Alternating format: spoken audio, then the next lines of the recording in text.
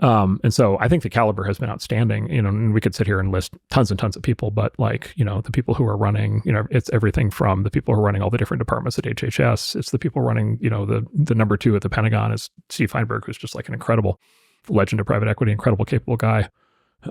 We've got two of my partners are going in who I both think are amazing. Yeah. Like many, many parts of the government, the people are like really impressive. Well, I think one of the concerns is actually that given the human being of Donald Trump, that there would be more tendency towards, let's say, favoritism versus meritocracy, that there's kind of circles of sycophancy that form. And if you're be able to be loyal and never oppose and just be basically suck up to the president, that you'll get a position. So that's one of the concerns. And I think you're in a good position to speak to the degree that's happening versus hiring based on merit and just getting great teams. Yeah. So look, I just start by saying any leader at that level, by the way, any CEO, there's always some risk of that, right? So there's always some, it's like a natural reality warps around powerful leaders. And so there's always some risk to that. Of course, the good and powerful leaders are, very aware of that. And Trump at this point in his life, I think, is highly aware of that. At least in my interactions with him, like he definitely seems very aware of that. So, so that's one thing. I would just say that I think the way to look at that, I mean, and look, like I said, I don't want to predict what's going to happen once this whole thing starts unfolding. But I would just say that, again, the caliber of the people who are showing up and getting the jobs, and then the fact that these are some of the most accomplished people in the business world, and in the medical field.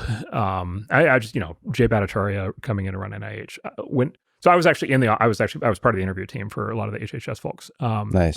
Jay is amazing. Oh, I was so happy to see that. So I literally this is a story. I got to the transition office for one of the days of the HHS interviews, and I was on one of the interviewing teams, and they gave us, I didn't know who the candidates were, and they gave us the sheet in the beginning, and I go down the sheet and I saw Jay's name, and I almost physically fell out of my chair. Yeah. And I was just like, and I happen to know Jay, and I like respect him enormously. And then he proved himself under this, like, talk about a guy who proved himself under extraordinary pressure over the last 5 years. And then go radical under the pressure. He maintained balance and thoughtfulness and depth. I mean, incredible. Very serious, very analytical, very applied, and yes, 100% tested under pressure. Came out like, the more people look back at what he said and did, and he's not, none of us are perfect, but like overwhelmingly insightful throughout that whole period. And we would all be much better off today had he been in charge of the response.